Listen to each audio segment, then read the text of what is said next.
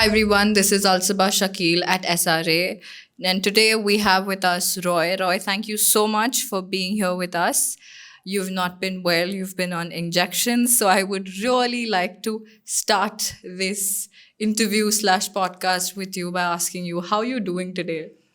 Well, I'm feeling a lot better. And this is a topic that intrigues everyone.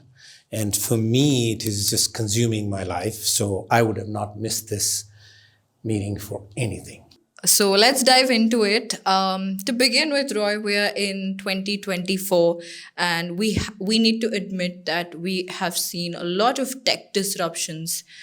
Tech has literally changed the kind of living that we're doing today, and mostly in the best case possible, the tech advancements have shown us the positive side of it. So I really want to ask you, Roy, how do you foresee technology reshaping job market? Well, I'm going to start with this, that technology already has had a significant impact on our productivity, but we have not seen anything yet. AI is going to have even more impact and even more bigger growth on our economic growth, our competitiveness, and our ability to get those repetitive tasks done, improving human making decisions. And on top of that, I believe it's going to create new employment opportunity. And how do you think that individuals like me or individuals like you can prepare for this shift in gear that's coming along? Yes. So the answer is in preparation. If you were to ask me today that from any other time in history, we have more tools to our disposal than at any time.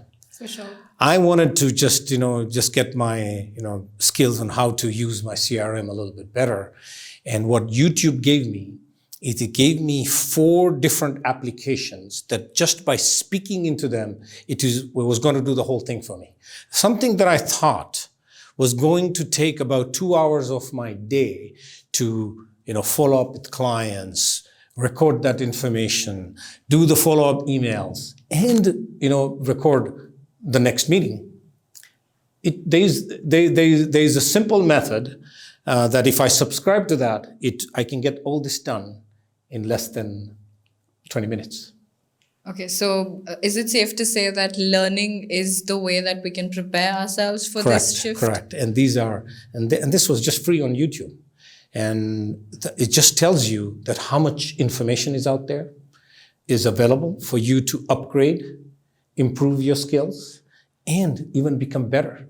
So it's going to save us time, and we are going to become, this generation is going to become significantly, productive employees with less time. With the word productive employees, I would slightly like to slip into my next question, which is the elephant in the room, which is remote work. Yes. So I was reading an article and I came across this tagline which said that COVID is over, but the work disruption that COVID has got along, that still stays, and it is here to stay for a while. And one huge work disruption, that's what the word says, was remote working. While there's a fight between managers and employees about remote working, while managers believe that employees, while working in a remote setup, their productivity decreases by 3.4%, and employees debate that their productivity increases by 7.5%. So, Roy, my question to you is, how do you think that SRA has adapted with the this new work paradigm, remote paradigm of working? And do you think it's challenging right now? So this is something that since COVID, I've been grappling with our senior management, and how do we go, to work remotely, or do we get everybody to come back? And I can see that all other companies are going through this. In fact, large companies, banks, governments, everyone, have mandates a hybrid type of environment. 2 or 3 days back in the office, 2 or 3 days work from home. And I can see everybody struggling with that. The hybrid culture. The hybrid culture is how to get this. But something just struck me yesterday. Okay. And this is my proposal, and I'm going to start working on this. So I know it's been on my mind, and I got the answer just yesterday because I knew you were going to ask me that question. So it just came out of nowhere. So here, this is what it is the responsibility of remote work lies on the remote worker, not on management and the company, because the company has every right to call a manager to come and work at location, so the manager can see production, can see that you're working, and and they feel that you're putting a good hard days of work. But if you look at it, the remote worker should sit down with their manager and ask of them that, look, if you let me work remotely, what is your expectation? Write that down. Sit and promise the manager that I will give you 110% of what you are asking. But don't track my time. I get it done in my time. I guarantee you, and if I slip from this, then we will, and I will fully communicate with you at any given time. I'll be available because we have so many means of communication. But if you keep the manager happy, you keep the manager that that you're producing, the manager should be able to see your production, but take that responsibility. And and let's start in the ways that the remote work is just only advantage is for the remote worker, because it saves you 2 hours a day in commuting to and back from work. It saves you from, buying expensive lunch. It saves you from your car expenses, the travel expenses, your clothes, and also gives you so much extra time with your family that I feel that a remote worker should go out of their way to make sure that they get this signed with their manager. You mentioned one thing, Roy, that sit down with your manager and have a conversation and tell your manager that you're not going to track my time. And that is a little dicey thing to say because if he's not going to track time, then he's going to feel the sense of losing control. So don't you think, as a manager yourself, doesn't that make you feel insecure that, oh my God, what is my team doing if they're working remotely? Doesn't that scare you as a manager?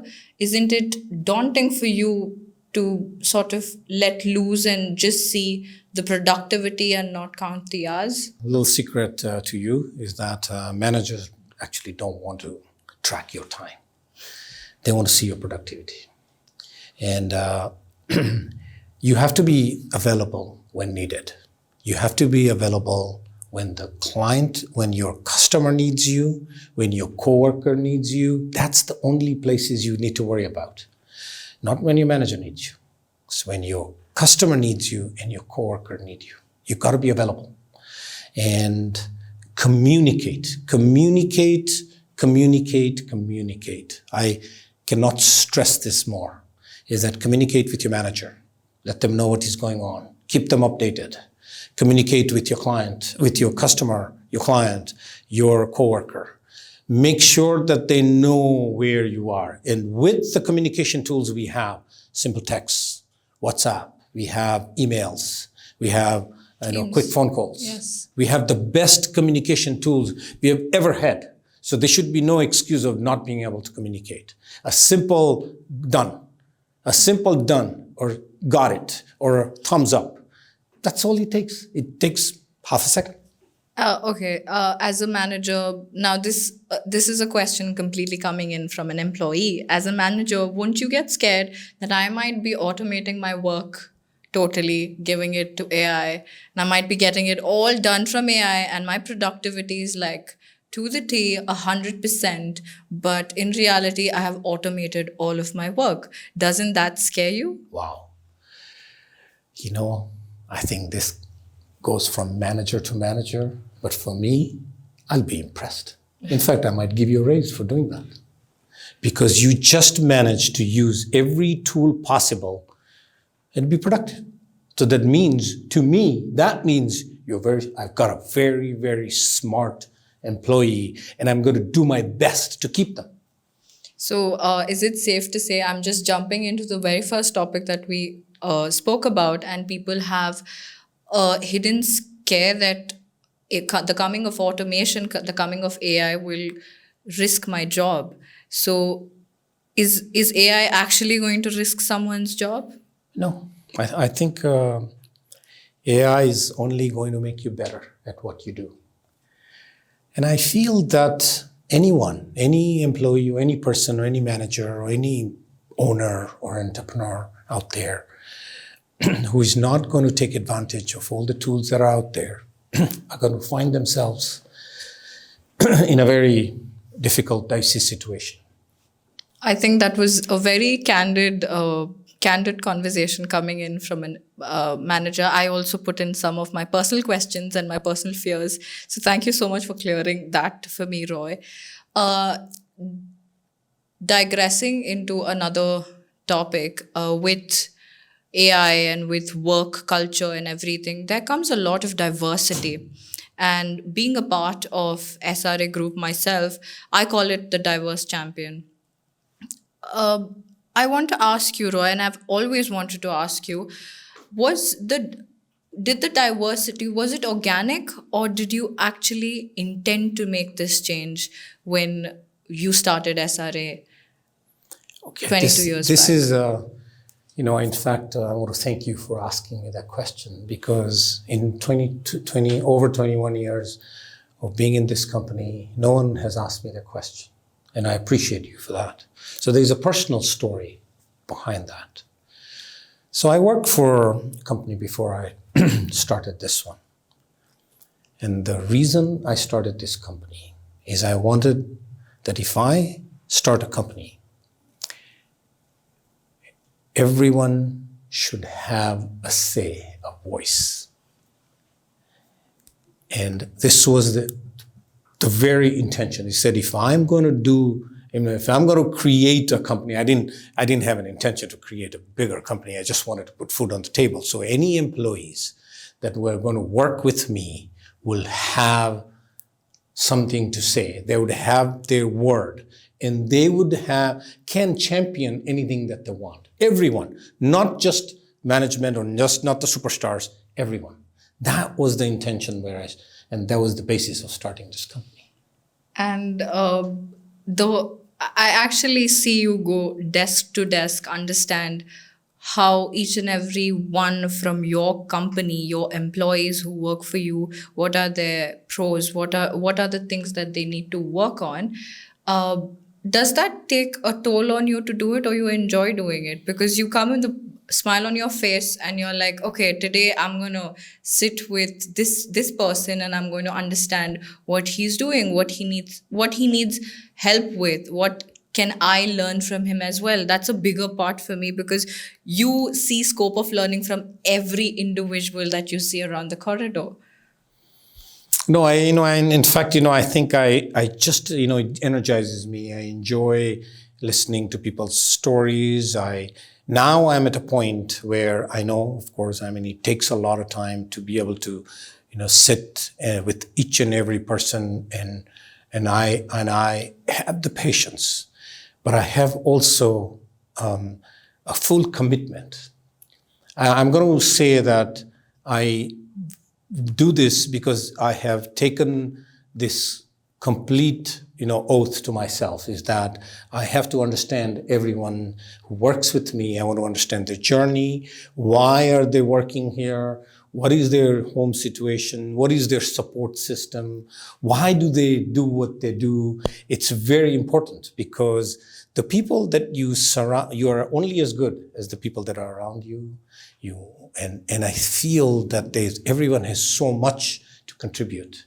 And I'll tell you, I think after, playing cricket here and then dancing with that, to me, I had so many more friends.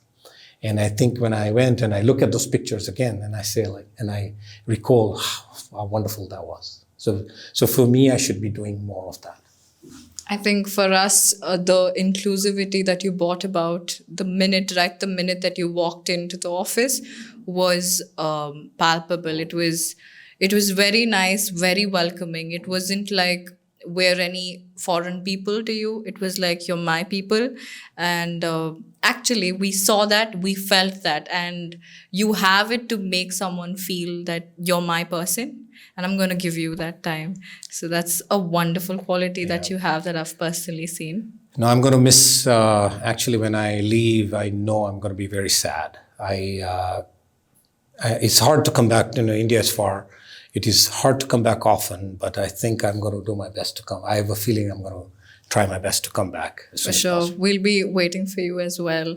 So, Roy, the future holds a lot of uncertainties, and sometimes a person like me cannot see some things that a person like you might see, and that for sure comes with experience. For me, it's like I don't know what the future holds. Today, a year back in 2023, the start of 2023, I remember you saying that AI is going to change. And the way AI was changing industries right from 2023 to now 2024, I can say that I knew a person who said that AI is going to change the industry. It's going to impact every industry. So I really want to understand from you that how do you think that organizations can proactively prepare for the unseen, and what is the unseen according to you? Okay. Now, 2023 I've been watching, looking at the change, expecting change to come. And the more I looked at it, the more confused I was. So I'll tell you that it is, and still there are no answers out there. I haven't seen anyone who can tell a clear answer is that where AI is going to go. Just spoke to a CEO who feels that a lot of jobs are going to be eliminated. Others are thinking that we'll have more opportunities. And of course, there's all going to be a significant growth. They're thinking maybe Google, Amazon, and Microsoft is going to take over the lion's share of everything. But we're not sure what's really going to happen. And for that reason, I decided to step down, as you know, last year, end of this year, and I've taken a year off just to understand where AI is going to take this company, in this industry, this company, and people who work here. So I'm going to dedicate 1 year to understanding AI, what are its implications, where it might take the human race. I'm not the one I'm just going to be reading all the research that all the smart people are going to be doing. But I also want to project is where SRA should be in regards to how to adopt AI and what should we be doing to be able to take advantage of this revolution. So is it safe to say for organizations to be in sync with the change that's going to come about in this year, they probably encourage more upskilling for their employees, and same thing stands for individuals and employees to rigorously upskill themselves to learn what is relevant in their industry. Just as you did, you've taken a huge call to understand what AI can bring about to my company, my industry. I would like to learn that and then bring the change about in my company. So isn't that a little heartbreaking and a very scary thing to do? To take a step back to learn, because not a lot, at least I can say that for myself, the younger generation wants everything faster without any pain. We just want it fast. So what advice would you give to a person like me or us, that to get a little slower to learn, that just as how you are doing it?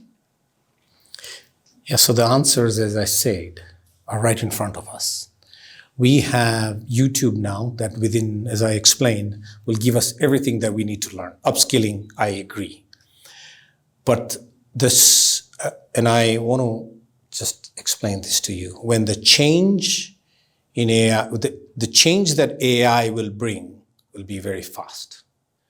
You cannot make the change and upskill after the AI revolution. Right. You should meet it just as it comes, because this is huge. It's going to move so quickly that you could be, left at a disadvantage. Today, our business is a matter of, seconds, it's minutes, and we have to adapt to that. So I believe that take the time, understand, learn, read, and it's a little painful, but it will pay off. Yes, I think that's a pickup for me at least, that get a little slow to learn, because that's going to keep you in sync with the booming industry. By that, Roy, I should tell we're almost towards the end of this beautiful conversation that we're having. I have one last question for you. On a very personal note, Roy, what excites you about future of work, and what advice would you give young professionals? And by young, I don't mean age. By young, I mean anybody who's starting their first step, as you said, towards learning something new, towards reading something that is booming from the industry. So what is your advice to them, and also the advice for someone who's entering the workforce? Okay. So I'm going to share this with anyone. Okay, so I worked for many years, and I realized that you do not want to be chained to your desk. Yes, for sure. And I think you young folks want experiences, which I respect a lot. I believe that you are onto the right thing. Our generation was about, trying to put in a lot of work to go up the, corporate ladder, to be able to, I don't know, to be able to save money for our future generations. I don't think that is, it was necessary for us.